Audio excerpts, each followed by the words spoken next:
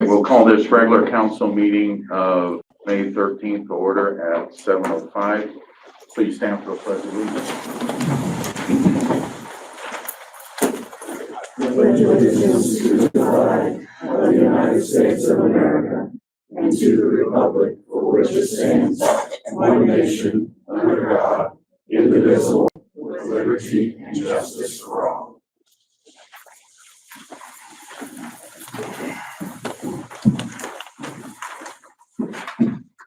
Mr. Dumpy, would you give the opening first, please?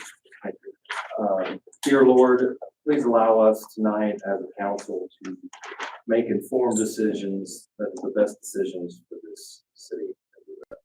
In your name we pray. Amen. Clerk, call the roll. Mr. Lawson? Yes. Mr. Booth? Here. Mr. Clement? Here. Mr. Sonic? Here. Mr. Duffy? Here. Mr. Flowers? Here. Mr. Taylor? Here. Okay, I'm going to make a motion that we go into executive session under ORC 121.22 for personnel and legal matters, inviting in Jonathan Rowe, Taylor Sappington, and Mr. Spiker from the Reminger firm to discuss legal matters and the city manager. Mr. President, I don't think Mr. Flowers should be part of the discussion with the lawsuit that we're going to be discussing. Mr. Flowers is a councilman. I'm sorry. And I'm sorry. therefore, This is council discussion. legally This is council discussion. able Thank you. to be in This is any council executive discussion. session. Thank you. Mr. Flowers is a council member. This is council discussion. Really? He's a Thank you. council Good to member know, just like Nancy. you are. Thank you. You're welcome. Thank you. Mr. Rowe, could you address that for us, please? So I'm not aware of any authority that says someone who's not a party or not directly funding or supporting a lawsuit can be excluded. That said, I do think it's important for council to make clear it's only council who can waive executive privilege associated with the any legal advice that's rendered to the city. I'll defer to Mr. Spiker if he has additional comments since he's been invited as well, but only council can waive the privilege. Therefore, no one member of council or even a subset of council can disclose anything that's discussed in executive session without council's permission. Well, I don't recommend waiving privilege, but not stating that he won't share after the discussion. If Mr. Flowers is going to attend for the lawsuit, then I just would like my objection to be known in the minutes. Can I say something? Yes, sir. I believe that and I don't know what we're going to speak about in here in the executive session, but I believe the person from Remingers is here to represent those in the lawsuit. And I pulled up a code that says that Colorado, they're being sued individually. So the city doesn't pay for Reminger to represent anybody on this council. So if we go into there, it's my objection that we go in there to speak about that because it doesn't have anything to do with the city paying for these individual lawsuits against individuals, not against council. So one of the issues that needs to be addressed in executive session is there are plenty of cases providing a precedent for a quo warranto. Yes, it's true that it's filed against individuals, but oftentimes the municipality will intervene because the city may have additional interests at play, with regard to what the meaning of various, for example, charter provisions are. Reminger, it's my understanding, has entered a notice of appearance on behalf of the three named respondents, but also Reminger does represent the city, and as part of representing the city, does represent city officials and city officers in their official capacities. Then why didn't they represent Mrs. Wynn, who is, got the second most votes in our election? And who was our city council president? So Why didn't they represent her and Ms. Powell? So the preliminary question of Reminger's representation is dictated by the city's insurance policy, insurance contract. So there's nothing that the city can particularly say or do, because the city's insurance carrier under the contract has the responsibility of appointing an attorney per the insurance contract to represent the city. And my understanding is that's precisely what the insurance carrier did, and that they appointed Reminger, and Reminger's acting under that authority. Now, of course, Mr. Spiker has anything additional to add, please feel free to do so, but that's my understanding. Well, you are correct in that. The I'm insurance sorry, will this is appoint council for the discussion. city. This is. However, There's a motion. these Okay, gentlemen we have a are motion on the not floor to go into part of executive council. session. and we have a nor is second the for suit that? against the city. Okay. It is against individuals. Yes. Yes. Yes. Yes. Yes. Sure, Yeah, Dad. sure. No problem. Yes. As long as the place of pleasant. We are going into executive at 7:12.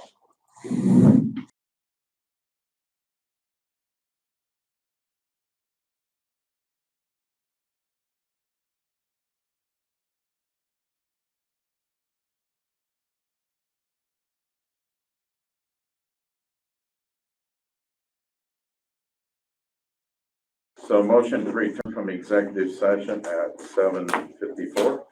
So second. Nelson? Mr. Booth? Yes. Mr. Clement? Yes. Ms. Sonic? Yes. Mr. Duffy? Yes. Mr. Flowers? Yes. Mr. Taylor? Yes. Okay. Did everyone receive the minutes from the last regular meeting? Any corrections or additions? Motion to approve? Second. Mr. Booth? Yes. Mr. Clement? Yes. Ms. Sonic? Yes. Mr. Duffy? Yes. Mr. Flowers? Yes. Mr. Taylor? Yes. Mr. Lawson? Okay. Do we have a auditor treasurer's report? Not tonight. Okay. There is no mayor's court report. So moving on to citizens' comments. We ask that you step to the podium, give your name, and you have 3 minutes. I have some good news. Joanne LaRue. And what I have is we finally have been able to hand out 2 welcome baskets to new people in Nelsonville. And I've got a third one that we're going to be handing out within the week. And the first one is to a woman named Laura Nadeau, who's down the street. She was real happy. And the funny thing, she looks at it, she says, I was looking for a little broom with a thing on it, and here it is. You never know. And then the second one is Josh Snyder, and he was the one that took care of Kenny during his last days and everything. And he liked Kenny's house so well, he wants to live in it. So we've got some very, very nice neighbors, and we would like to welcome them to the community. And I think they're going to be a very, very nice asset. That's all I have. Thank you, Joanne. Thank you. Anyone else?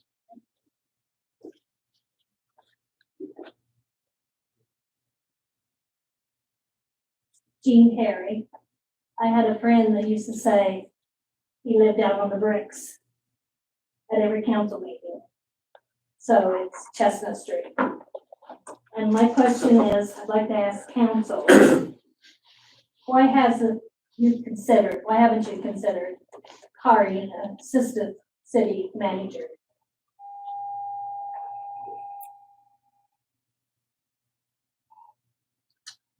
If you don't think it's necessary, I'm sure you realize you will be called to testify at a hearing. And you might need some guidance from the city manager. And this is serious stuff. It's very serious. And you'll be called to testify, and that requires more than a city manager collecting 2 paychecks from Hawaii. Thank you.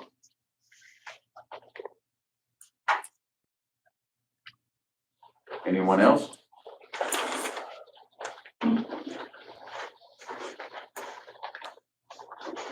Edmund Sherman, 217 Fourth Street. Got two things. One, I don't see how the insurance company can represent the city when the matter is over council placement. All of a sudden, we're just representing half the council members that we like, or not. So, but lawyers will figure that out, and the judge will rule on that. And I don't think you guys have a very good shot at it.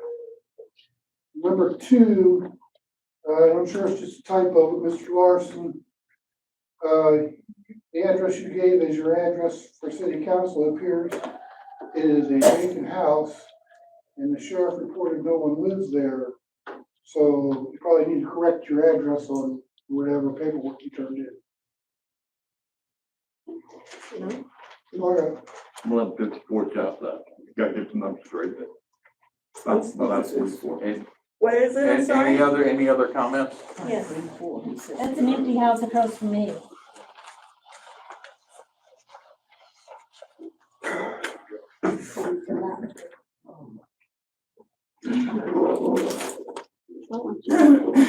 Free to win.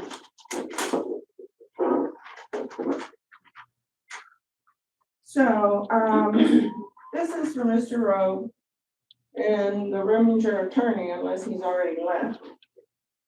So why is Mr. Lawson's and Mr. Dumping and Clement entitled to free legal defense when they have been sued individually? Not the council, individually. Any ideas why you think that that would be legal? No? Nothing? Okay. These gentlemen are not being sued as employees. They are not. They are being sued as individual people, not as employees of the city. This is a dispute between council members who have equally competing claims. So if you think it's okay to represent, that the city pays for representation for Mr. Dumpy and Mr. Lawson, is it then okay for the city to pay for representation for myself and Ms. Powell? No answer? It's an ongoing investigation. It's not gonna be discussed openly. Really? Yes, it's Because it legal. doesn't make any sense, and you know that, and you know that. You That's know for the court to decide. That's how at they this get point. by with stuff. That's how you guys get away with so much stuff. Nothing more than I'll take. Okay, hold on. One citizen is making a comment. No other comments. Thank you. So for all of council, including Mr. Rowe, as a show of hands, who has taken the Sunshine Law Seminar for this elected term? No one? I know I have. Really? Oh, wow. That's great, Nancy. Anybody else? No one? At one point, gentlemen and lady, you will be called to answer for your actions. I hope you're ready for that day. Because you all know what you're doing is not legal.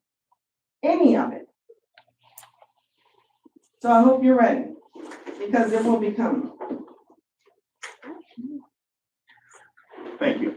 And, yes, citizens' comments do not necessarily, require response by council. It's procedurally improper for council to respond, and I'm just letting council know that that's not proper parliamentary procedure. That the First Amendment guarantees the citizens the right, and the city shall respect that right for any member of the community to provide comment.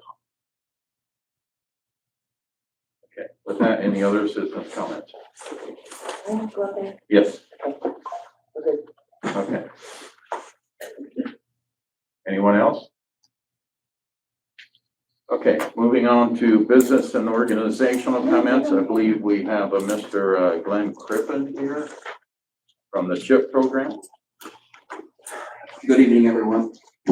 My name is Glenn Crippen, and I'm the Director of Housing and Community Development at Hocking Athens Perry Community Action in Gloucester. Thank you, City Council, City Administration, and the community for the opportunity to speak tonight. Our agency has worked with the city for decades as it pertains to providing administrative capacity on behalf of the county commissioners, really, to serve residents of this community. So every 2 years, we apply for affordable housing grant called CHIP, which is an acronym for Community Housing Impact and Preservation. This is federally funded through HUD and through the state through the Ohio Housing Trust Fund. And what the program does is serves households with home rehabilitation, which are large projects valued up to over $70,000 in value, to preserve our aging housing stock. We also, the program can also fund smaller projects or home repairs, and those values are approximately $18,000 to $20,000.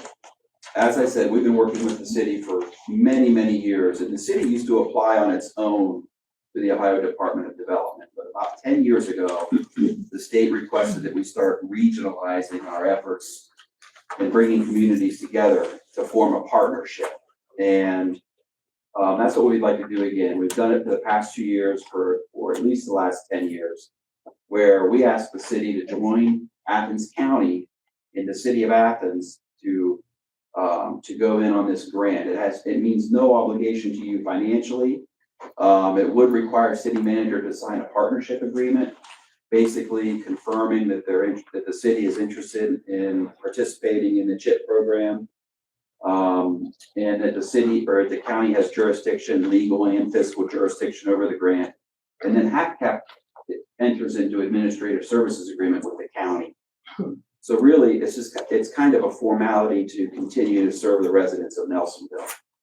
And I would like to request or invite the city of Nelsonville to join our partnership once again, to apply for CHIP grant funding from the Ohio Department of Development to administer HUD funds to deliver affordable housing activities in the city of Nelsonville for the next 2 years. The grant is due in June, and what I'll need is a resolution authorizing the city manager to sign the partnership agreement. And I'd like to circulate that to city council via email or whatever means are necessary to get that in front of everyone. And I'm happy to answer any questions. We're just looking for your partnership and a collaboration to allow us to apply for grant funds and to continue to serve your residents with affordable housing activities. Happy to answer any questions that anyone may have. You said that this is to improve housing, maybe that's got a little rundown. Yes. Is there a dollar figure on the? There is. If Nelsonville joins the partnership, we would apply for $300,000 to perform owner rehabilitation and owner home repairs, and also some rental home repair.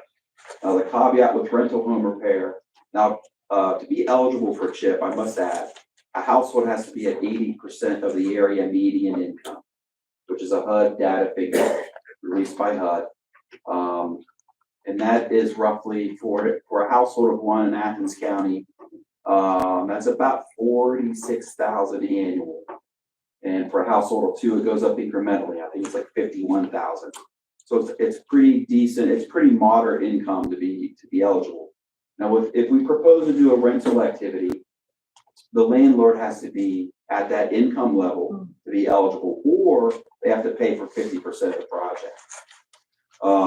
Needless to say, rental repairs and rental rehabs are not as popular as owner home repair and owner rehab. So the majority of the work we do is owner rehab and owner home repair.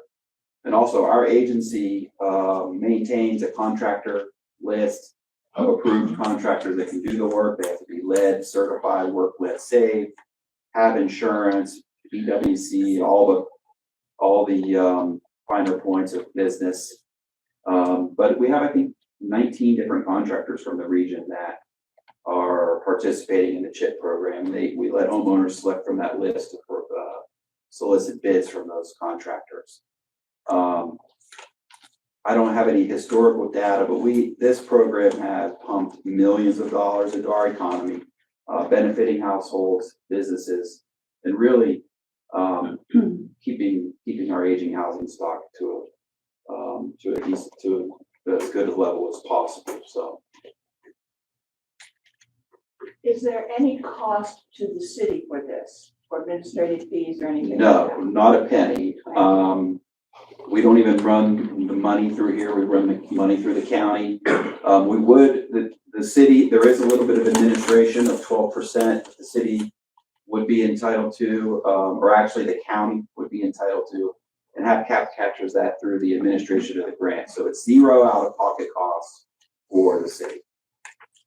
I have a question, if you don't mind. Sure. How do you put the information out for the citizens of the community to know that it's available? Okay, so good question. We put it on our website and we put it on social media. And we also have a working relationship with the community that's decades old. We have a waiting list that's hundreds of homes long. And as soon as we get funded, we mail everyone on the waiting list. We mail them, say, time to redo your application and verify your income, et cetera. So we'll do a news release in the newspaper. We do all sorts of media and outreach to bring awareness to the community. Will the city of, let's just say of Nelsonville, will the city get progress reports? I mean, will we know which houses you're working on in town? Sure. Yeah, I mean, like absolutely. rent houses and Yes, homes. we could provide progress reports and updates to the program. And I think that would be kind of a nice little thing to Yeah, give to our code enforcement guy. absolutely. Yeah. Go ahead. I got a question. Who all qualifies for the rentals to be rehabbed? Anyone qualifies, but as long as the household occupants are at that income level, that's the first benchmark. And if it's a rental, the landlord has to be at that income level to be eligible, or if they're not, they can pay for half of the cost. So we have several council members that have houses in disarray. Would they be eligible? If they're income eligible.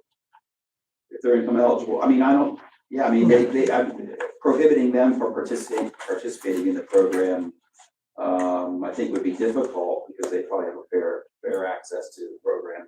It's federally funded through the state to the county. I don't imagine, or I can't speak lawfully, but I don't think there'd be a conflict of interest unless I'm missing something. Is that 300,000 for the year? It's for 2 years. Oh, okay. Unfortunately. Now, that's just one grant. That's a grant that we go through the county commissioners to get. We write grants our own. We have emergency housing grant of our own called the Housing Assistance Grant, where we're the grantee and we're the applicant, our agency. So we can help homes with that. We also weatherize about 80 to 90 homes a year in the county. So we're in many, many homes. CHIP, the Community Housing Impact and Preservation Program, is just one program we have in our pocket to help folks. And with all this funding, I would say we spend millions of dollars every year in the county, and we're barely scratching the surface, but it's good work. It changes lives and benefits the community immensely. So when you start the decision-making process of which homes are gonna be taken care of. Do you start with home ownership and the rentals are till the end? Rentals are hard to fill, actually, because no landlord, if a landlord can't have a say in all of the work that we do, not many of them want to participate. And I will say, we're improving these homes to a standard established by the state called the Residential Rehab Standard, or RRS. So there is we have to be able to hit the benchmarks of the residential rehab standards with the funding we have, or else we have to walk away.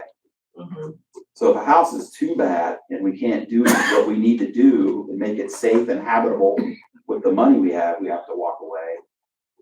But the rental slots are hard to fill, but we leave them in the grant in case somebody comes along and is eligible. I also say, in addition to rehab and repair, there's a down payment assistance activity in conjunction with rehab.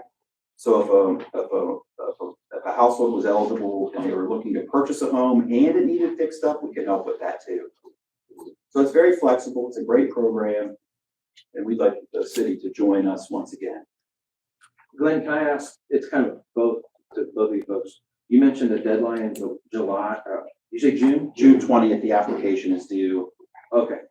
I was just thinking the next meeting's on Memorial Day, but 20th gives opportunity for another meeting. That was my question. All right. Yeah, I think we'll have to bring it in front of council as an emergency reading, one reading, unfortunately.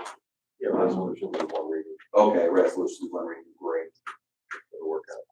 Fantastic. I'll work with the council clerk to get the documents in front of you all.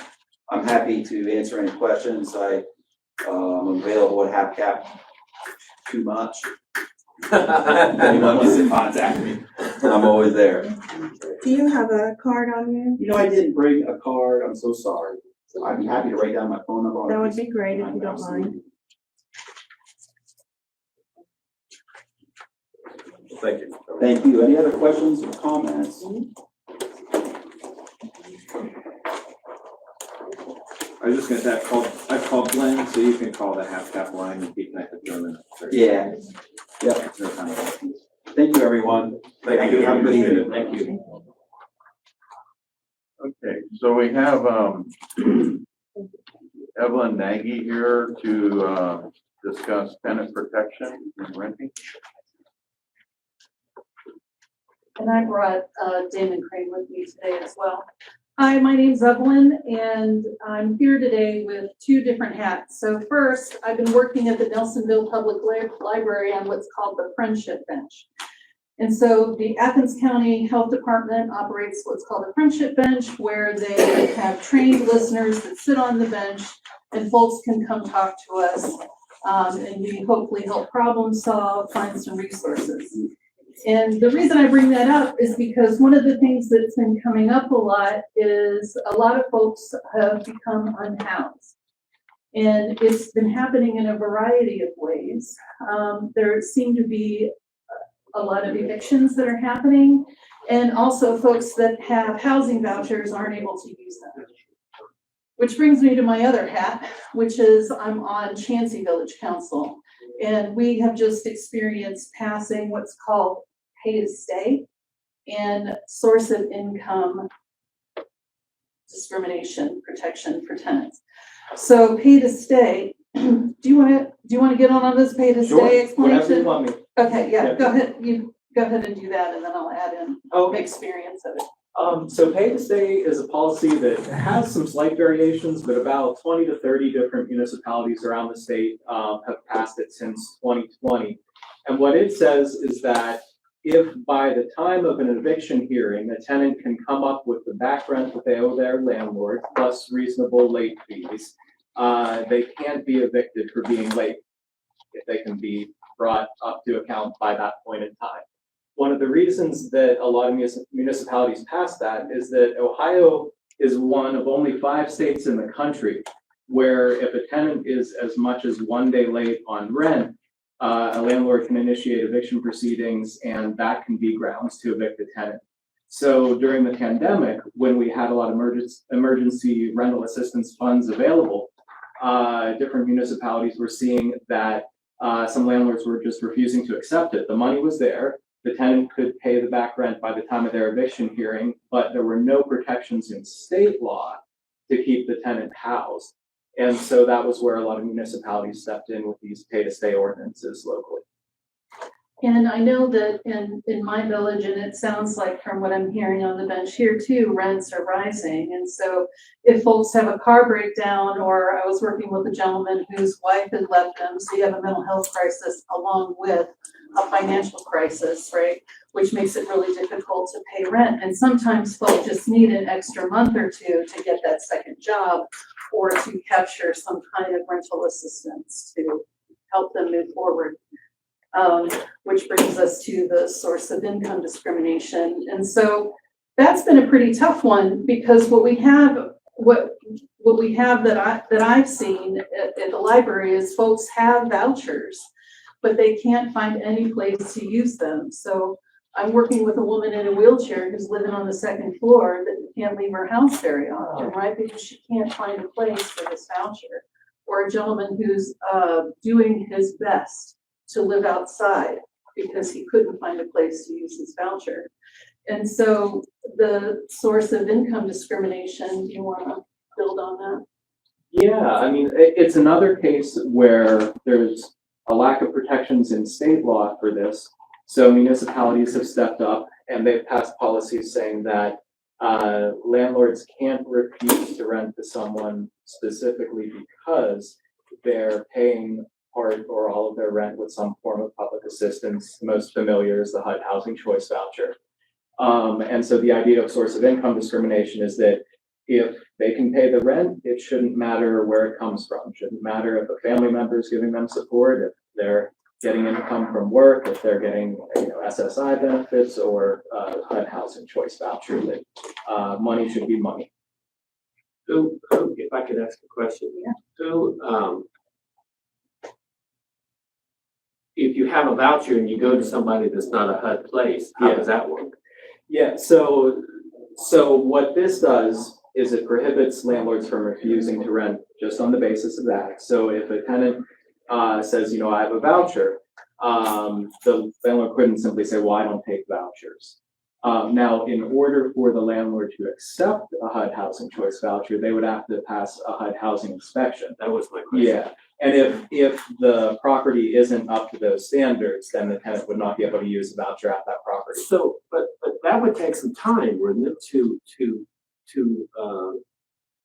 go through the HUD applications and for them to look at wouldn't that take some time to get that accomplished so that person with the voucher could rent there? I mean, you just can't, I'm asking because I don't know anything about it. Yeah, and I'm actually not too sure about the specific timeline right now. That would be the Athens Metropolitan Housing Authority that locally administers the HUD Housing Choice Vouchers. Yeah. But yeah, I'm not sure exactly what their timeline is. And you said Ohio has a 1 day late on. Yeah, that gets back now I've heard horror stories where people don't pay their rent and stay for a year and have such a hard time they can't. Owners can't get them evicted because the courts won't evict them. And I don't know if Ohio does that or what. I don't know anything about that. Yeah, I mean, we see lots of evictions in Athens County. Quick evictions, right? Yeah. Well, there is a process. So first they get a 3-day notice, then there's time for the eviction hearing to be set. But yeah, it usually happens within a month of the notice. So I wanted to share the experience with you that we had in the village of Chansey in getting these things passed. We had a lot of support from the community, United Athens County Tenants, and LASCO came in to one, educate council, but two, also to help tenants know what their rights are as well. Because I'm not a lawyer, but I'm writing laws, right? We're doing these ordinances, so we needed a lot of help. And so I wanted to reach out to Nelsonville Council to let you know that I would really like to support you in passing any of these tenant protections to help folks before they become unhoused, because it's really difficult for people to get back into a place after they already have an eviction on their record. Okay. you have any other questions, I'd love to answer them. Councilman Clement has my contact I information. do. I'll share that with the rest of council. Okay, Thank you. thanks for having me. Thank you. I wondered if I might piggyback on Evelyn's comment. Sure, Just absolutely. for, thank you. Yeah, as Evelyn mentioned, I'm with a group called United Athens County Tenants. We've been around for, I guess we're going into our 5th year now. And we had formed during the pandemic when we saw different municipalities passing these local tenant protections. And we had successfully lobbied for the city of Athens to pass pay to stay and source of income protections, and now Village of Chansey as well. I did just want to mention that we certainly have some severe housing problems in our county. The Robert Wood Johnson Foundation, every year they do their community well-being rankings. Every state in the country, every county within every state, for decades, they have ranked Athens County as having the worst housing problems of all of Ohio's 88 counties, along with the highest income inequality. Those things are related. WOUB Public Media just last month published a really good article looking at housing conditions in the county. The headline of that was, "Tenants in Athens County live in squalor as markets and regulations fail to meet the needs." And they spoke with the city county health department, county commissioners, a lot of folks. It's a very good article. I'd recommend it if you missed it. And one of the things I would point out is that some of these protections are about more than they appear to be about at first glance. Pay to stay, which makes it harder to evict tenants for falling behind in rent, makes it harder for bad actors, unscrupulous landlords to use the threat of eviction to do other things. So right now, a longtime Athens County landlord, Joseph Earl Lucas, is the subject of a federal lawsuit. The Justice Department is suing Lucas because he's alleged to have used the threat of eviction to extort sexual favors from tenants at dozens of properties for decades. We oftentimes see eviction used in retaliation to tenants requesting that properties be brought up to code or that be brought up to the fit and habitable standards of state law. And, you know, you can't evict a tenant for requesting necessary repairs, but if that tenant falls a day short on rent, a day behind on rent, you can evict them for non-payment.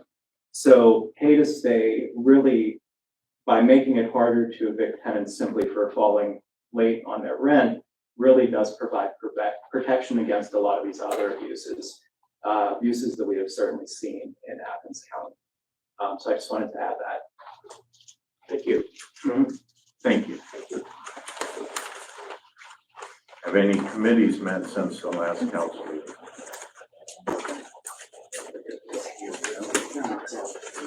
Department updates. Do we have?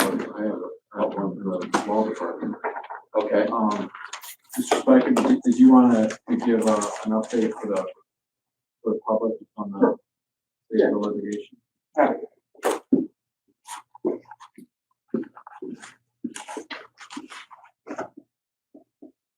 My name is Tom Spiker. I'm a partner with the Remington Law Firm. I represented the city of Nelsonville in various matters dating back to 2018.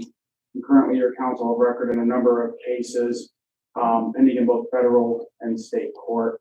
I was invited to speak and briefly address everyone collectively here to maybe explain a few things and clear up some misrepresentation or some misunderstandings perhaps.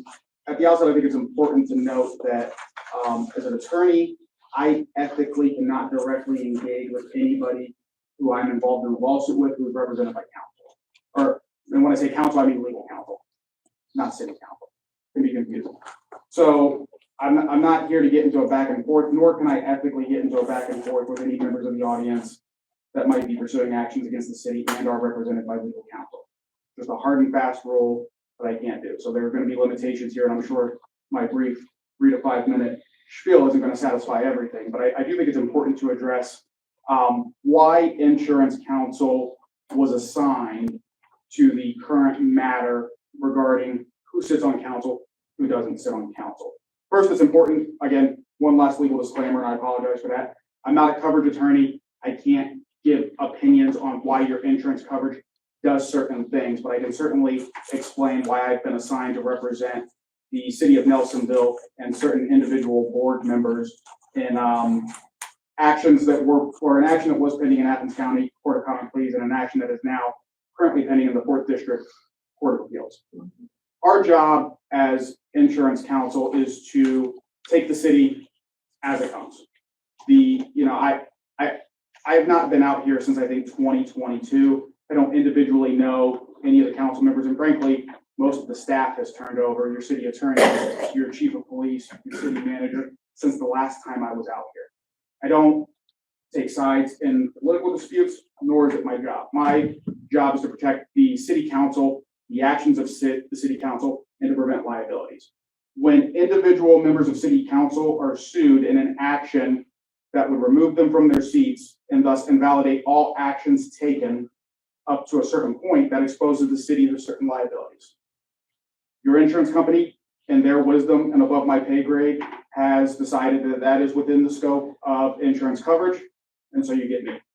If there's a court order that puts 2 different people, 3, 4 different people up there on this, I don't know what the exact word is, this council, call it that. I was gonna call it a day, but it's not exactly right. Then it's my job to serve whoever's up there. I have to take it as it comes. And I think a good way to think about it is, think about it like your auto insurance. If you're hit and you're in an accident and someone sues you, your insurance company provides you a defense attorney to defend that lawsuit. If you're hit and you think it's someone else's fault and you want to sue them, you can't go to your insurance company and make them give you an attorney. You have to go out and get your own attorney and pursue that. That's how coverage works. And so, long story short, I serve at the appointment of your insurance company. Your guys' insurance company serves at and continues to service at the pleasure of council and, pursuant to your contract of insurance. And that's my job. My job isn't to take political sides in any debate. It is to protect council as it currently sits. If the court tells me that council should be different, then that's my job to serve that council. Jonathan, I don't know if there's anything else that you thought would be useful to explain, or. I think that's entirely appropriate. And, I do want to say that it has always been a pleasure, always been an honor to serve Nelsonville and protect you guys against liabilities on assignment for your insurance carrier. Been doing it my entire legal career. One of my first assignments was out here in the city of Nelsonville after I passed the bar exam in 2018. It's always a pleasure. It's always an honor, and I serve at your pleasure. Thank you. Thank you. Thank you. And I had 2 other items. On my review of the rules of council, I think there are a number of items that there's a disconnect between the rules of council and some charter provisions. For example, how to notice special meetings. There's a disconnect. I think it might be appropriate to refer the rules of council to the Judiciary Committee, and I'd be more than happy to attend the meeting to discuss some of the changes that may need to be made. But again, that's at the pleasure of council. The second thing I just wanted to alert you to, so there was recently a resident of the city who passed away, who didn't have any family and was indigent. Under state law, then the city has the responsibility, and this makes perfect sense, to pay for the funeral costs of that individual. I think that's just a basic thing for the city to do out of respect to each person. As council recalls, in your annual appropriations, council does appropriate $1,000 a year for that. It's my understanding this year there was such an individual that the city has been requested to pay funeral costs for, and the city's working on doing that. The one issue that was flagged by the funeral home was they did request that the city adopt a written policy so that then they know who to contact, because fortunately, I think it was the city auditor's office was able to direct everybody in the right place. So that might be something to, I'm not quite sure what committee would have jurisdiction over that, but that might be something for the appropriate committee to discuss creating a policy to then bring before council for that. Because I do think that that's just, if someone passes without family, without resources, it is the city's duty to make sure that they are given their full due respects. Can I, I'm sorry, one quick note, it's burial costs, not necessarily funeral costs. I'm sorry, yeah. And seems like a small difference, but it's actually a big difference. It's a really big difference. Maybe refer to finance committee to discuss that policy. They would be working probably most likely with the auditor's office on that, I would presume. That's all that Okay, thank you, Mr. Rhodes. Okay, department updates, Chief Tolliver. So stats for the month of April, we had 339 calls for service, we had 82 traffic stops, issued 32 traffic citations, 2 parking citations, investigated 13 traffic crashes, made 18 criminal arrests, and 15 warrant arrests. We also had Officer Jackson complete the FTO training hosted by, through Apollo. And then we also have several officers this week going to active response training. When we get costs are going to be reimbursed through a state grant.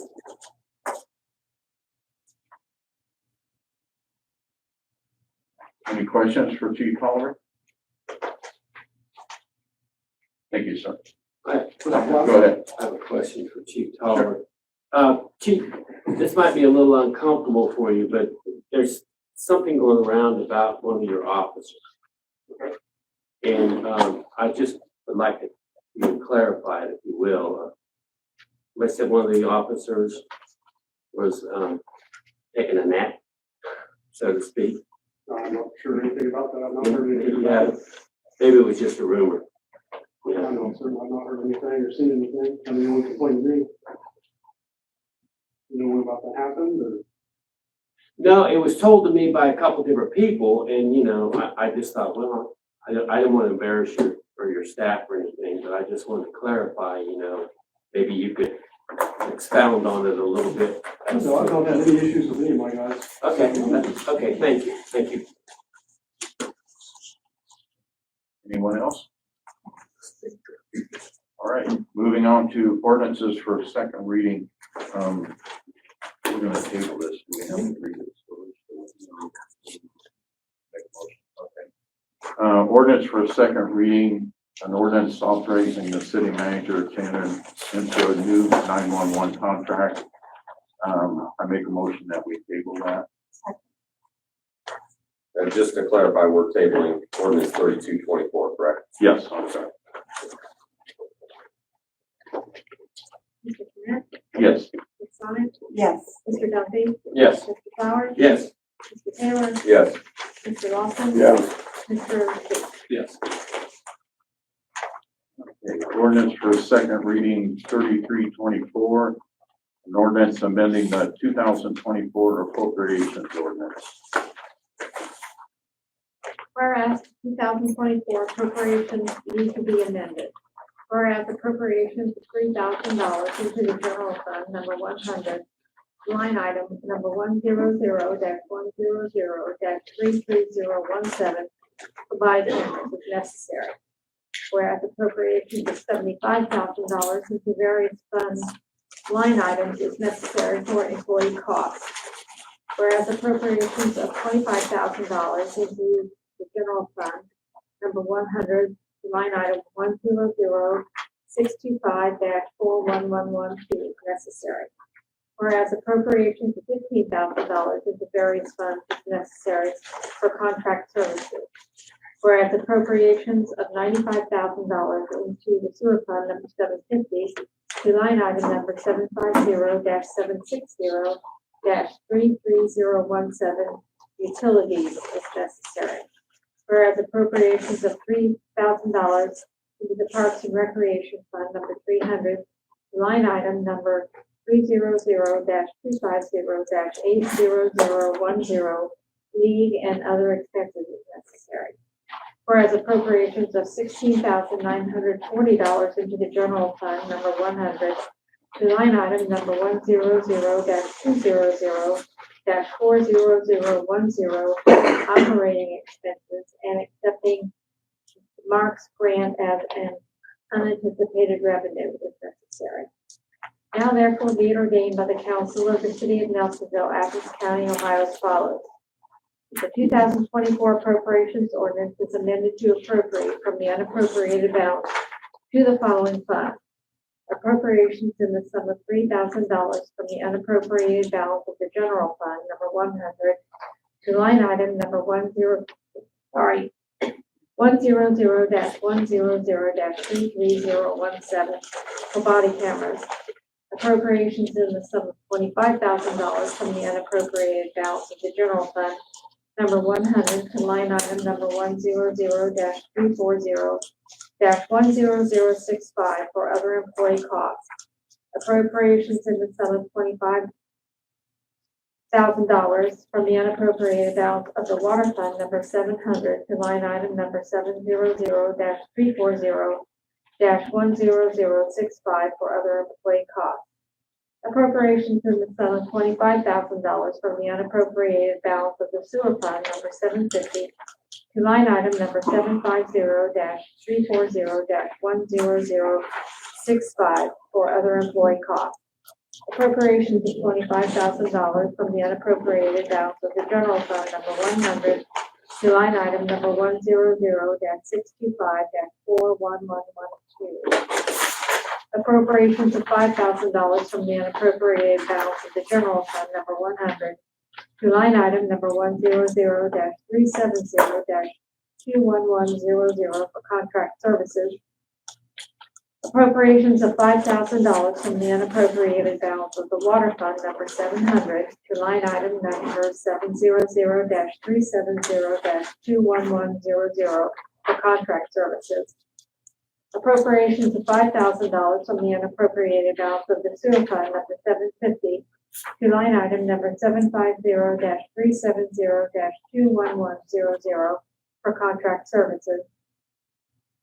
Appropriations of $95,000 from the unappropriated balance of the sewer fund, number 750, to line item number 750-760-23014 for utilities.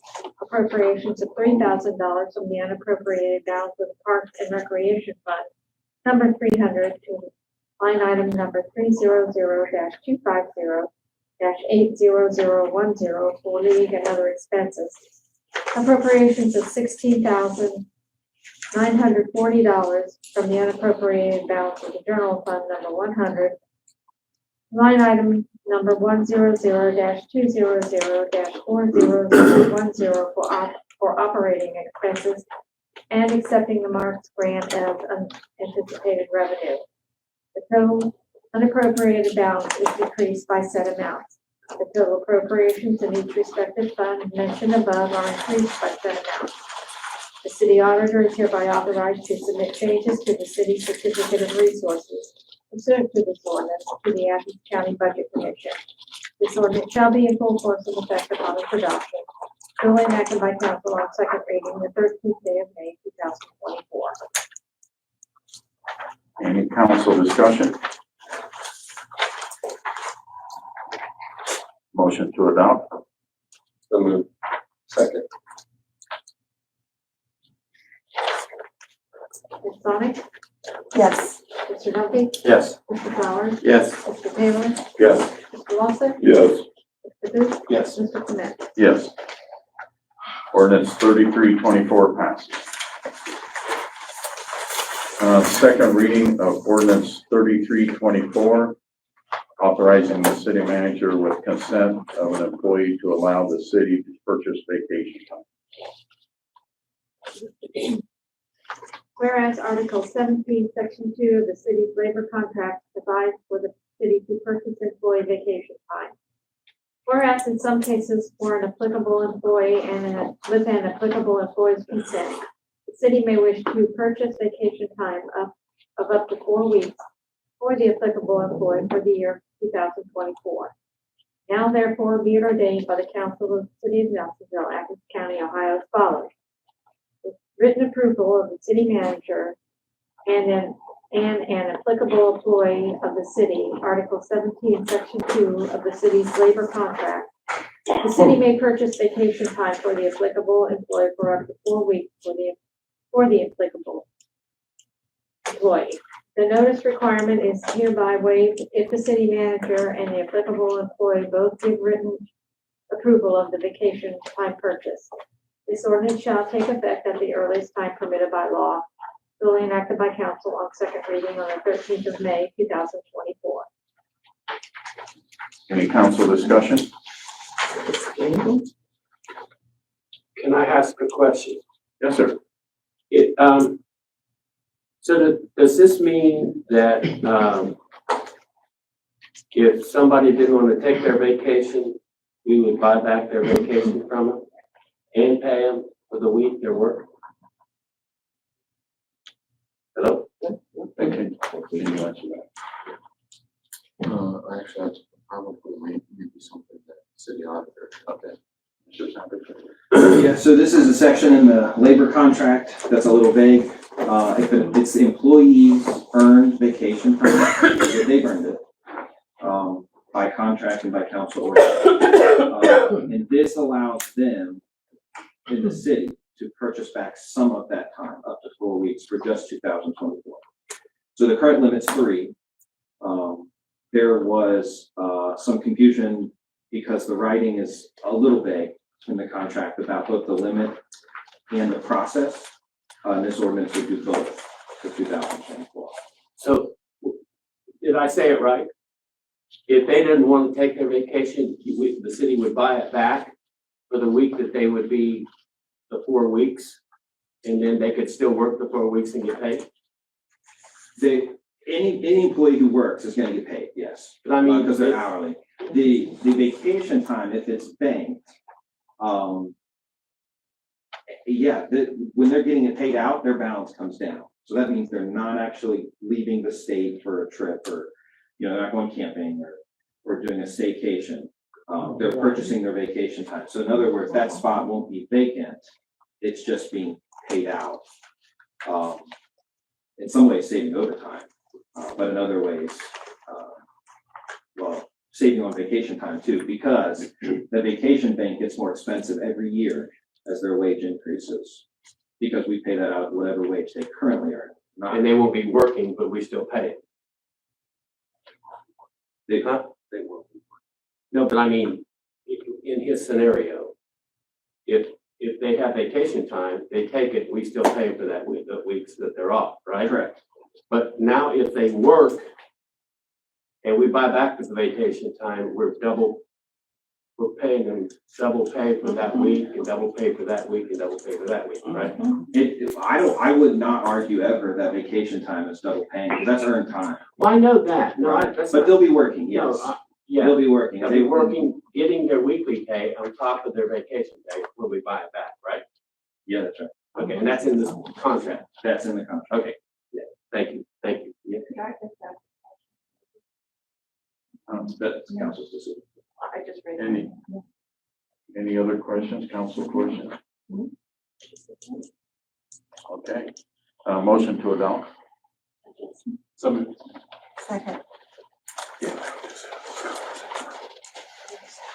Mr. Duffy? Yes. Mr. Flowers? Yes. Mr. Taylor? Yes. Mr. Lawson? Yes. Mr. Booth? Yes. Mr. Clement? Yes. Ms. Sonic? Yes. Ordinance 3424 passed. Ordinance for first reading, ordinance 3724. An ordinance authorizing the city manager to enter into a new 911 contract. Would someone like to introduce it? An ordinance authorizing the city manager to enter into a new 911 contract with the Athens County Commissioners and the Athens County 911 Emergency Communications Center for $85,000 annually for a term of 3 years. Whereas the city's police department needs dispatching services in order for the police department to effectively carry out its law enforcement duties and provide police protection for the city of Nelsonville. Whereas the city administrator has negotiated a contract with the Athens County Commissioners and the Athens County 911 Emergency Communications Center for the provision of 911 dispatching for the city's police department. Whereas the Athens County 911 Emergency Communications Center already provides dispatching services to the city's fire department and EMS.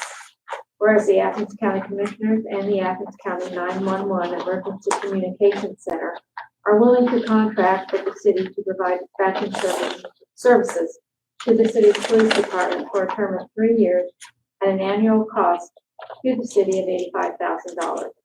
Now therefore be it ordained by the Council of the City of Nelsonville, Athens County, Ohio as follows. The city manager is hereby and shall be authorized to enter into a 911 dispatching services contract with the Athens County Commissioners and the Athens County 911 Emergency Communications Center for up to $85,000 annually for a term of 3 years beginning June 1st, 2024 and expiring on May 31st, 2026, which contract is attached hereto as Exhibit A and is incorporated by reference. City Council hereby finds that this ordinance was adopted in a meeting open to the public as required by applicable law. 5 members of Council voting to dispense with the 2 readings of this ordinance. The rules are hereby suspended for this ordinance, and this ordinance is hereby enacted on first reading to ORC 731.15 and the Nelsonville City Charter, Section 4.09 through 4.11. This ordinance is hereby passed as an emergency measure pursuant to ORC 731.30, Article 4, Section 4.09 through 4.11. As an emergency in the operation of the city government, as the city needs to have 911 police dispatching to provide police protection to the city and is necessary for the immediate preservation of the public peace, health, safety, morals, or welfare of the city, and this ordinance shall be in full force and effect upon its adoption. Duly enacted by council on first reading and suspension of the rules, 13th day of May, 2024. Okay, I'm gonna make a motion to amend the ordinance. The amount is, actually $85,968. Second that.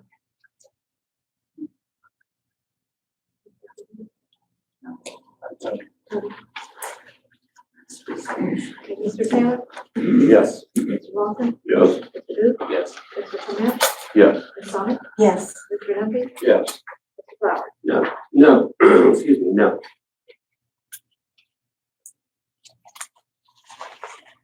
Okay, so we need a motion to suspend the rules. So moved. Second. Council discussion on suspension of the rules. Council discussion on adoption. I'm sorry, motion to adopt. We haven't done it first. Do you Vote roll on call? suspension. I'm sorry, vote on the suspension.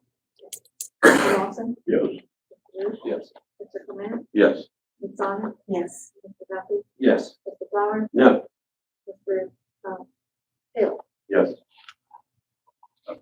Motion to adopt. So moved. Second. Council discussion. Yes, sir. I recently had a meeting with Dr. Young and Chief Inskep over at Hawken College. And she offered up a contract at that time. And I also am having a meeting with the Chief of Police in Logan Wednesday to look at their dispatching facilities.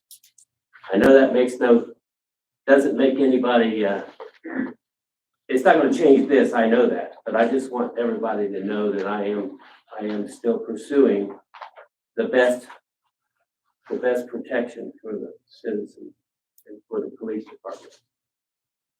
That's all I had to say. Thank you, sir. Motion to adopt? Or, yeah. Yeah. I'm sorry. Call the roll on adoption? Yes.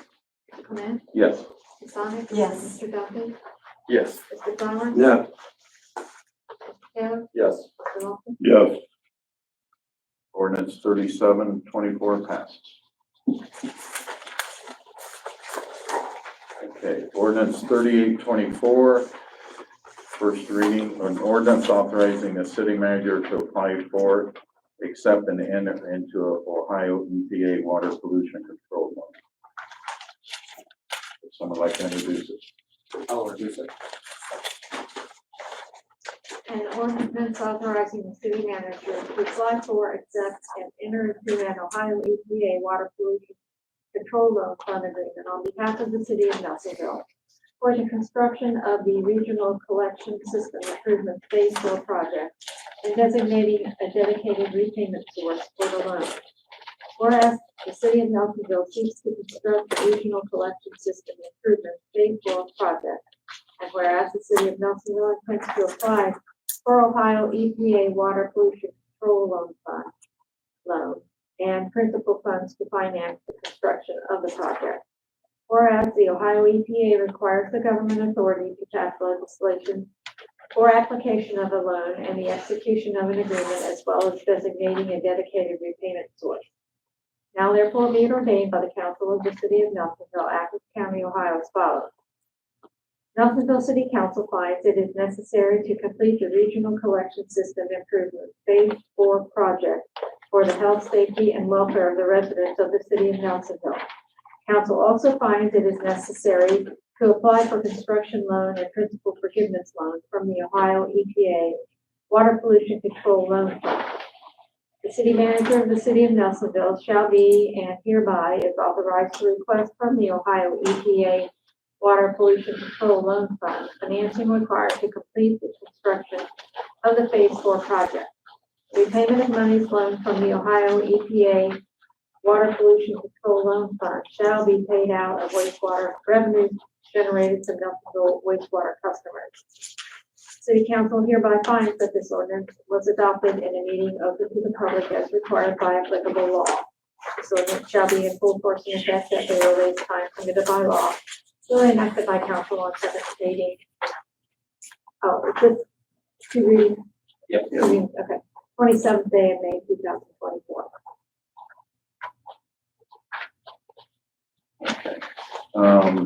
Moving on to resolution 2291, a resolution honoring the legacy of Eugene R. Joe Edwards.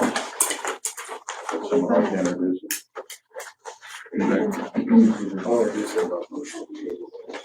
I'll introduce it. Oh, I skipped over one. Ordinance 3924. Mr. President, I'd like to move the table this ordinance. Second.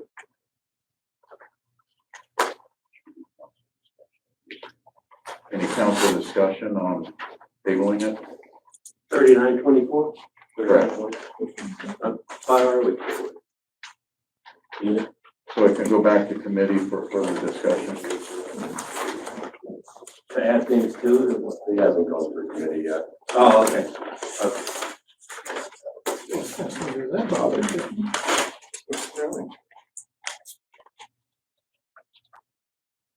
Clerk call the roll. Mr. Clement? Yes. Ms. Sonic? Yes. Mr. Duffy? Yes. Mr. Flowers? Yes. Mr. Taylor? Yes. Mr. Lawson? Yes. Mr. Booth? Yes. Okay, now, resolution 2291, a resolution honoring the legacy of Eugene R. Joe Edwards. Someone would like to introduce it? I'll introduce it. A resolution honoring the legacy of Eugene R. Joe Edwards. Whereas Nelsonville City Council acknowledges the deep sadness of the passing of Eugene R. Joe Edwards. And whereas Joe Edwards dedicated his life to Nelsonville and, from humble beginnings, his dreams manifested into a reality for the growth and betterment of Nelsonville. Whereas Joe Edwards, throughout decades of devotion to Nelsonville, bestowed his wisdom and visions for the betterment of Nelsonville. And whereas Joe Edwards demonstrated a lifelong loyalty and adoration for the community, and through his kindness and generosity offered assistance in times of need for individuals and for the city of Nelsonville itself, allowing for continuation and new beginnings of betterment. And whereas Joe Edwards set an example for all members of the community for dedicating himself and his family to serving Nelsonville. Whereas the recognition of Joe Edwards spans well beyond the boundaries of Nelsonville. As a respected and revered businessman, his humble preference was to be recognized as a friend first and foremost. Whereas Joe Edwards invested himself into multiple businesses in Nelsonville, but none were so great as his passion to call Nelsonville his home. Now therefore be resolved by the council of the city of Nelsonville, Athens County, Ohio as follows. Nelsonville City Council offers its deepest condolences to the family of Eugene R. Joe Edwards for their immeasurable loss. His impact upon the community will be a forever legacy as the Nelsonville City Council extends its recognition of such an honorable man. This resolution shall be in full force and effect at the earliest time permitted by law, fully adopted by council on first reading on the 13th of May, 2024. Are there any citizens' comments? I think it's well deserved. He did so much for this community. Thank you. Any council discussion? I just want to say also that Joe will be sadly missed. I think he's still around, just so you know. Motion to adopt. So moved. Second. Ms. Sonic? Yes. Mr. Duffy? Yes. Mr. Flower? Yes. Mr. Taylor? Yes. Mr. Lawson? Yes. Mr. Booth? Yes. Mr. Clement? Yes. Resolution 2292, a resolution authorizing and ratifying the city manager's engagement of litigation counsel for the city for certain litigation matters.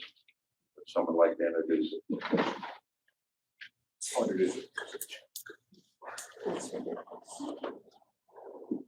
A resolution authorizing and ratifying the city manager's engagement of litigation counsel for the city for certain litigation matters.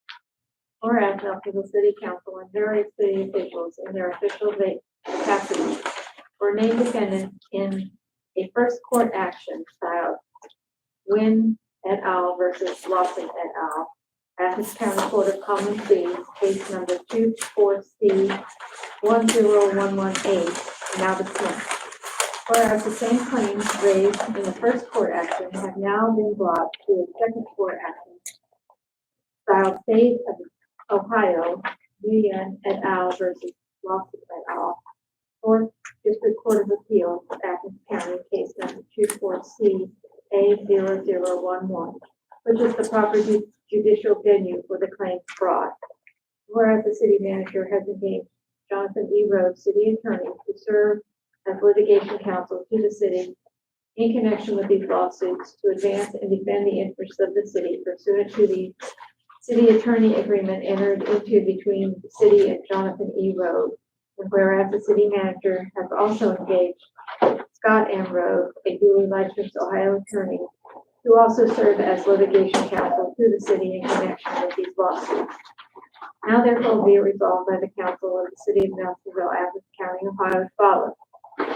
Council hereby confirms the city manager's engagement of Jonathan E. Rhodes and Scott M. Rhodes as litigation counsel to the city in connection with the following court actions. 1. Wynn et al. Versus Lawson et al. Athens County Court of Common Pleas case number 24C10118 and State of Ohio, Nguyen et al. Versus Lawson et al. Fourth District Court of Appeals, Athens County, case number 24CA0011.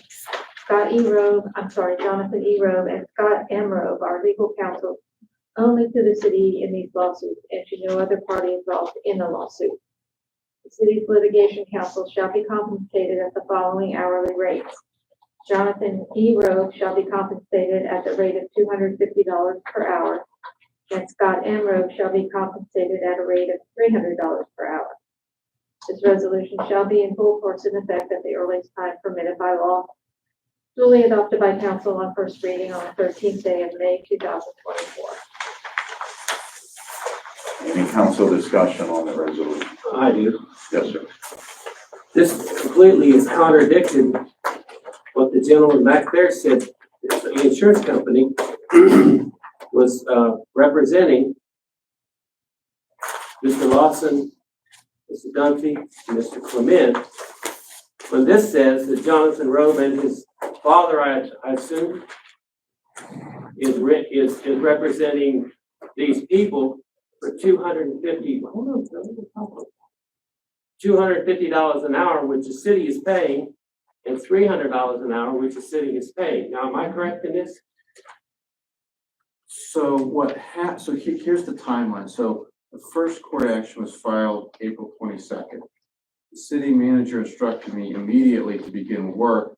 At the same time, I had advised the city administration to immediately notify the insurance carrier, which the city did, because I wasn't sure whether there was coverage under the city's policy. It took about a week and a half for us to hear back from the insurance company, from the insurance carrier, that there was indeed coverage. In between that time, because there had been that ex parte TRO issue, there was a lot of work that had to be done to protect the city. And this is just ratifying the city manager's engagement of litigation counsel, because it needed to be done then, particularly since we weren't sure yet that the insurance appointed attorneys would actually be appointed. So we knew we needed to get some work done. And Mr. Spiker is actually the one who basically, he got the case assigned to him Thursday at 6 p.m. It was dismissed by 8 a.m. the following morning, which is a testament to his good legal work. But there was a lot of initial legwork that had to be done. I was the one actually who suggested to the plaintiff's counsel on an email on April 4th that the case needed to actually be filed in the 4th district. I was the one who suggested that, because that's the proper venue. You filed in the improper venue. I'm trying to get the case resolved because that's what the city needs.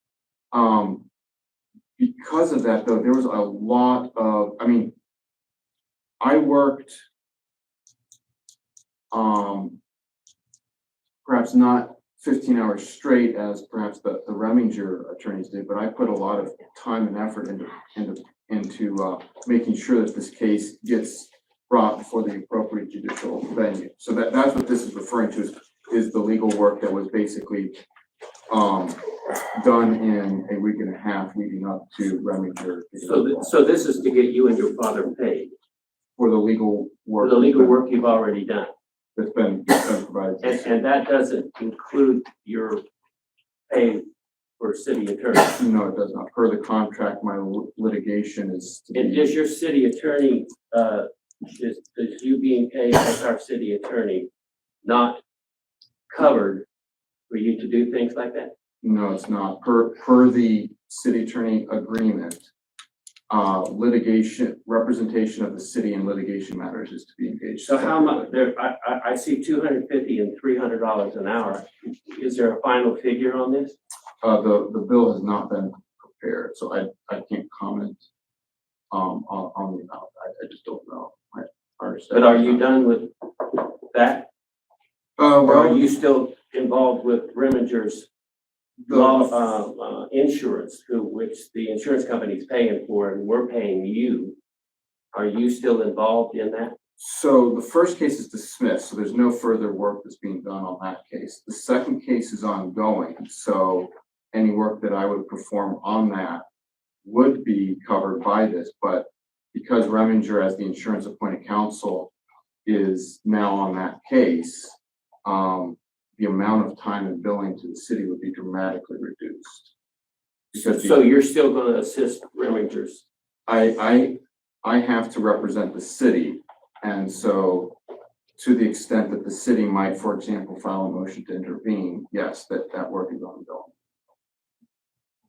And just for clarity, say the previous city attorney had the exact same language in his contract. For any litigation was additional hourly rate on top of his compensation from the city. Any other council The discussion? second person, Okay. Motion to adopt? So moved. what happened to the second person? Second. Mr. Spiker, did you have a comment? I didn't know if it would be appropriate for me to comment, but I can add maybe some quick context if I would be recognized. I guess that would. Yes. I do want to say that, this is often the case when insurance comes in and overlaps, there is work to be done. There have been motions directed at Mr. Rowe in his professional capacity. So there will be some overlap work, but I do think that, you know, as kind as it is, he gives me a bit too much credit and getting the case on Thursday at 6 p.m. and then what happened on Monday. The only reason I was able to do that was because of the quality legal work that he did in that week and a half before I was assigned. It was substantive, it was quality, it gave me the ability to jump in and not have to just recreate everything. So there was a significant value to the city in the work that was done prior to our engagement. So one more little question, and let's go home. Should your insurance company be paying Mr. Rowe? So that's a coverage issue that I am not, as I described, there's a weird ethical thing where I cannot opine legally because I have a conflict of interest between the insurance company pays me Right. and they assign me here. So I can't offer. So our you a city legal- manager would probably need to find out. City manager would need to talk to your, would need to The talk to your carrier. insurance company. Right. Okay, I can't offer you an opinion on coverage, I apologize. Okay. Any other discussion? Well, it would seem to me that it would be a conflict of interest Clerk call the roll, for please. Mr. Rowe to Citizens' comments. represent. Okay, I'm Yeah, sorry. but I We're not guess doing it's citizens' person. comments under a legal matter. Thank you. There you go, because that's what the good old boy did. Why Clerk not? call the roll, please. If the Oh, I'm sorry, we need a second. Excuse me, Mr. President, can we get order, please? Yes, I think there is Thank order. you. There, there is no order. Thank you. Do we have a second? A second. Thank you. Clerk call the roll. Voting on a contract that benefits them, that's a felony. Felony. Mm-hmm. You Clerk can't vote call the on a roll, please. contract. No that benefits citizens' them. comments. Thank you. He's not a citizen anyway, not a citizen. Okay. Just trying to help him. Yes. Mr. Flowers, Marlon. No. That's Order. the problem. Thank you. You say no. Yes. No, they can't vote, but they're gonna vote anyway, because they do whatever the Go hell they ahead, want. please. Have a good night. Oh, that's a nice smirk there. Yeah. Yes. Hey, he's classy. You can follow, you can go with her. So can you. Okay, But you So, We can do a little. passes, right? to pay I know he loved that. Yes. Yes. Yes, I'm sorry. Okay. Too much noise. Absolutely. Yep. Okay. So that passes. Mr. Kanjemi, are you still on? Oh, yes, I am, and, thank you for letting me, come and speak finally to everyone. Good evening, and, for those out in the audience that, insist that I'm having a great time, alone.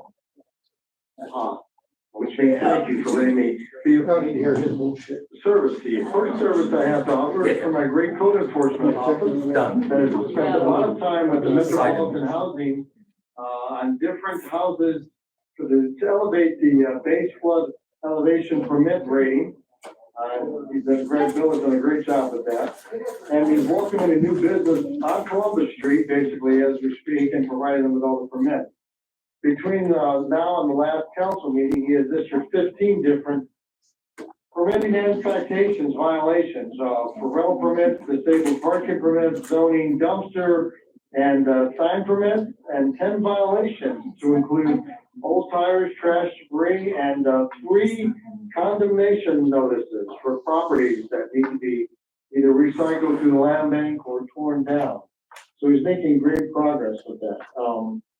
And that's it for that short report. And I want to put a shout out to all our new lifeguards and that have been put in place for the city pool, which will be opening, of course, on Memorial Day, which will be on the 27th. Concession stands and all the equipment that goes with it will be fully operational. Also want to make a note that our current service director had to undergo some surgery today, but he'll be back in the office on Wednesday. And I'll really thank him for all the effort he's put into the pool with everyone else who's been working there, and Leslie Yinger and so forth.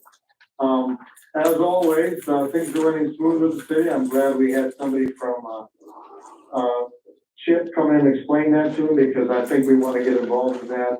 And the residential rehabilitation standard program is something that I've always favored, and it will do tremendous things for the city. Standing that, if there's no questions, pending questions, that's it for my short report. And I thank you all for your dedication, time, and effort. And a special shout out to Jonathan. All the hours that he spent putting those things together really bolstered our defense in the case. And also in future, we'll be doing other things with this case, and an executive session, I'll be discussing that with you in that matter. Other than that, that's all I have, folks, and thank you very much. Okay, any questions for Mr. Kanjemi? Mr. Kanjemi, there's 2 Jonathans, there's 2 Jonathans in the room, and I'm sure you didn't mean me when you were complimenting. Well, I always thank you for your service anyway, sir. So Yeah, right. We have Neil Summers here tonight. Should we swear him into the Civil Service Committee? And Betty Jo also. Oh, Betty, I'm sorry. You had a hat on, Betty Jo. I didn't see you. Please do. I know one of our members couldn't make it because they have sick children tonight, but we do have 2 members. If we can get them sworn in for planning commission. That'd be wonderful. Should we do that now? Yes, please. Yes. Okay. All right, we'll address that at the end of the meeting. Any other questions from Mr. Kanjemi? Nope. Thank you, sir. You're welcome. Good of the order, Mr. Flowers, would you like to start? I would like to really give a heartfelt, my heartfelt condolences to the Edwards family. When my mother was in the hospital here at Doctor's Hospital, Betty was in the hospital room right down from my mother. And Joe popped in and he said, Loli, what you doing in here? So he was just a great man, and my condolences really go out to all the Edwards family. That's all I have. Mr. Taylor? Mr. President, I would motion that we move the next regular scheduled council meeting from Monday, the 27th to Tuesday, the 28th, 7 p.m. due to the holiday. Motion on the floor. Is there a second? I'll second that motion. Okay. Any council discussion? Well, I think that's a great idea. I don't think I'll be here on the 27th. So. Clerk, call the roll. Mr. Duffy? Yes. Mr. Flowers? Yes. Mr. Taylor? Yes. Mr. Lockwood? Yes. Mr. Booth? Yes. Mr. Clement? Yes. Ms. Sonic? Yes. Mr. Lawson, you have anything for good of the order? Just want to thank Jonathan for everything he's doing for the city of Nelsonville. I guess our law officers have reacted to quite a few accidents here the last couple weeks, doing a great job down there. I see them on my end of the street a little bit more often than I have been. I wish I could see them a little more. But other than that, I think our fire and the police chief are doing a fantastic job for us. I know the fire department's been busy. I've seen them go by, I don't know how many times. I really appreciate them being there. You act up more, you'll see the police more often. Oh, well, I like seeing them down in my neighborhood, trust me. I think Mr. Can't get a touch seconds, but like we had to fight down there. I did appreciate that, yes. Mr. Booth? I'd just like to echo Mr. Flowers' condolences to the Edwards family. He was a larger than life figure in the city of Nelsonville, so he'll be missed. I agree very, very wholeheartedly. Also, the pool will be opening soon, and I hope we have a great summer with that. Ms. Sonic? I had nothing to say. Okay. Mr. Duffy? Yeah, once again, I would like to continue the sentiment, the feelings toward Mr. Edwards' loss in the community. It's like I said before, we're losing too many good people and there's not enough people to fill their shoes. So hopefully we can find them. Also, I would like to thank Mike Freer for his continued work on the fountain every year, and also for Savings Hardware for donating the paint and supplies to make it look so nice. Without those two, I mean, I think Mike has always teased Mike that that's his retirement plan, but it is a very hard thing to work on, and he does it quite well. So that's all I have. Okay, thank you. So, I guess we have two members to swear into the planning commission. We do those separately and okay. Mr. Summers, would you like to go first? Should be late. Well, I'm gonna say this. Oh, you're.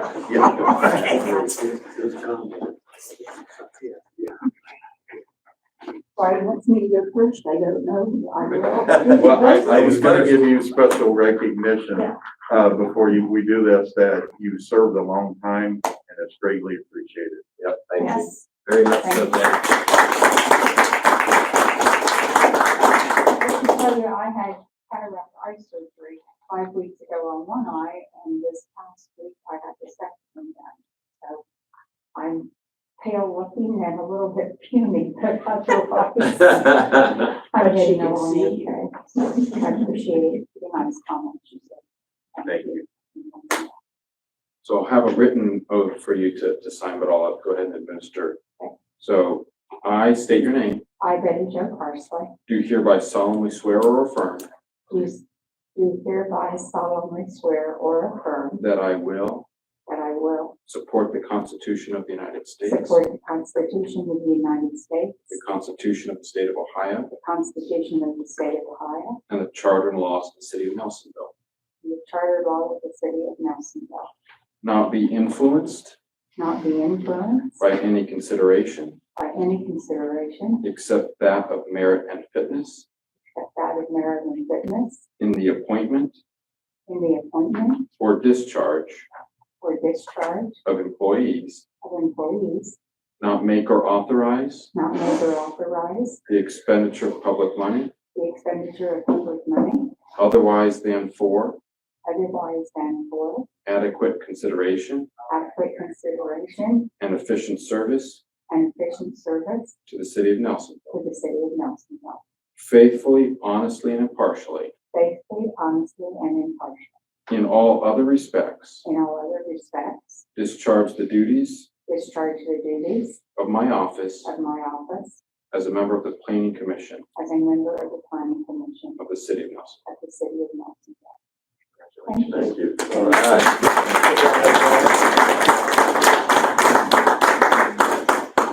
I'll just wait for you to ask for You gotta follow that, Neil. It doesn't matter. I was like, wow, that's an oath. Please raise your right hand. Repeat after me.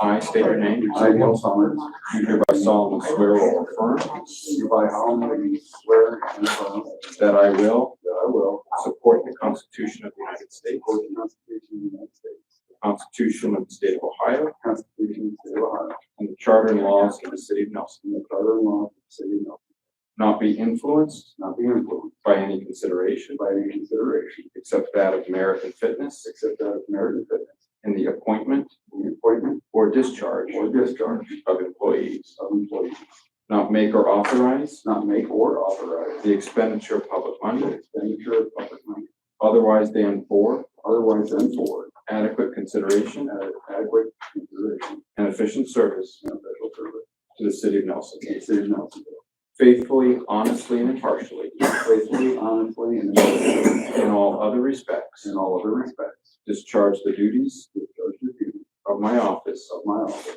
as a member as a member of the Planning Commission of the Planning Commission of the city of of Nelsonville. the city of Nelsonville. Congratulations. All right. Welcome aboard, sir. Thank you very much. Thank you very much. Thanks, Neil. I guess we don't get handshakes this time. No. Oh, he was talking to, Oh, he wasn't talking to you, Joe. I just want to know if I can ask the other three people that you have appointed to come to the next council meeting. Absolutely. Okay, and And I- be sworn in. I need to get your phone number again after we're done. Okay, no problem. Thank you. You're welcome. Okay, with that, motion to adjourn? Second, third, fourth. Seven. I'll take it. Okay. Mr. Flowers, Yes. Mr. Taylor, Yes. Mr. Austin, Mr. Booth, Mr. Clement. Yes. Ms. Sonic, Yes. Mr. Duffy. Yes. Yes.